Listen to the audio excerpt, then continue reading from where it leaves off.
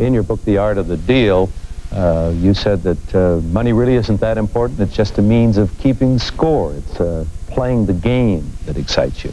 I love the game. I like the money, and the money is certainly a method of keeping score. But I don't do things for money. I do things because I enjoy doing them. That really sometimes can translate into more money than you would have made if you went just after the money. Never, ever give up.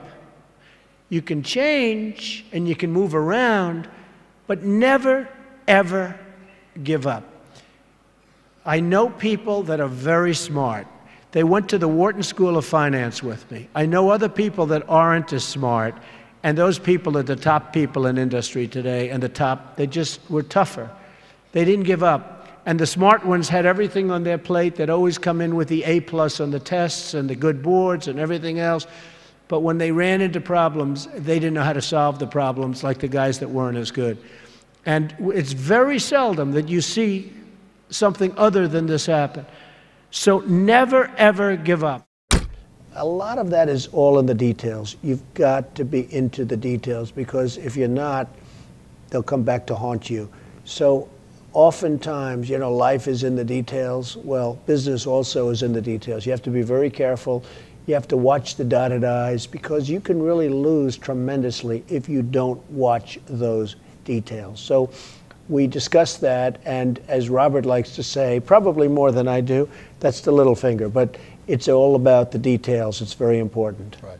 You want to be totally focused. You can't take your eye off the ball.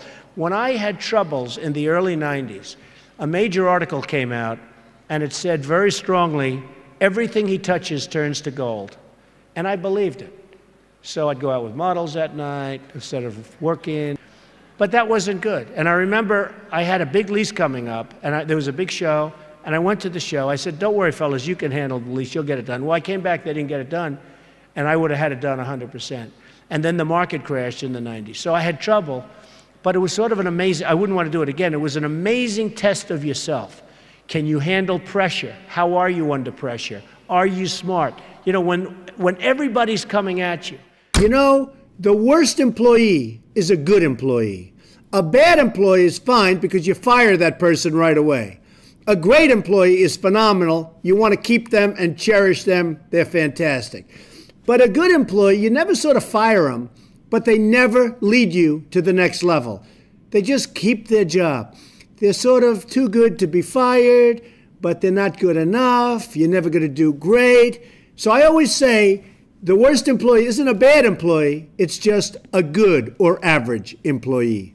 Gary Player, the great golfer, he was a little guy, very little, but he worked really hard. And he had a great statement, but he'd go, the harder I work, the luckier I get. And he wins the US Open. You have all these big, handsome guys, these big, giant guys, and they're hitting the ball a mile. And you have Gary Player. And Gary Player would win the Open. He'd win the Masters. He'd win this. He'd win that. And he said, you know, hey, in the US Open, he hit a 5-iron to 1 foot from the hole, and he ended up getting a birdie and wins the US Open, right? And he came off the green. Now, I know I've heard the statement before, but I heard it from him in a meaningful way.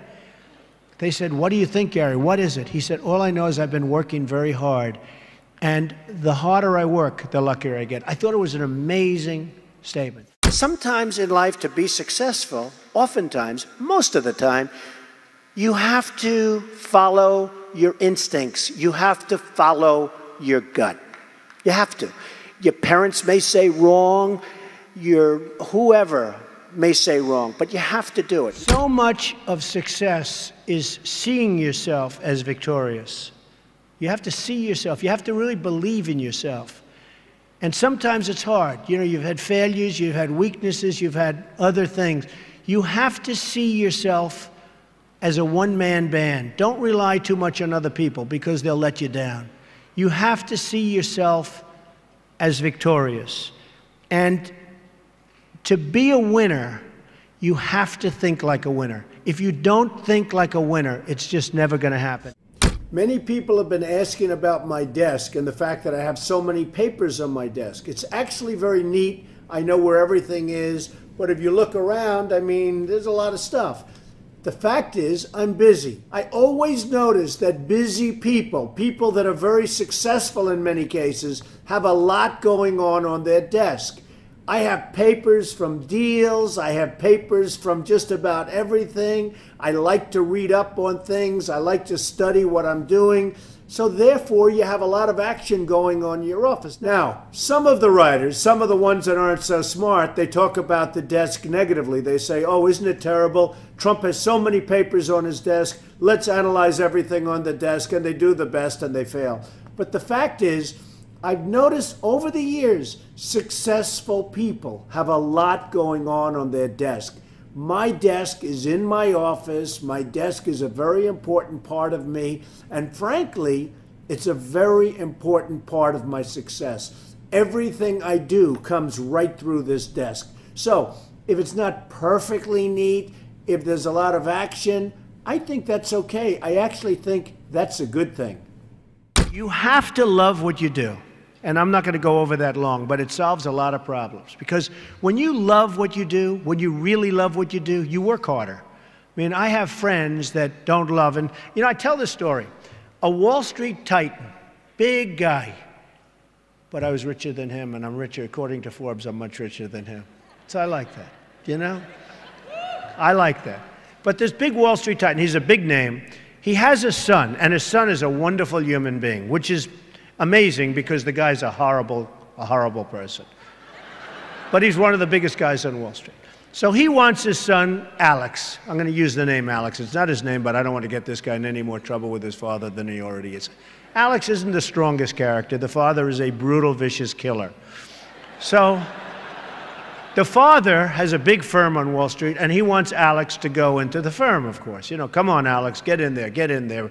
In the meantime, all these kids are graduating from Wharton and Harvard and Stanford, and they're just eating Alex's lunch. He doesn't have a chance. He doesn't have a chance. And he doesn't like it. He's not liking what he's doing. You got to love what you do. He's not liking it.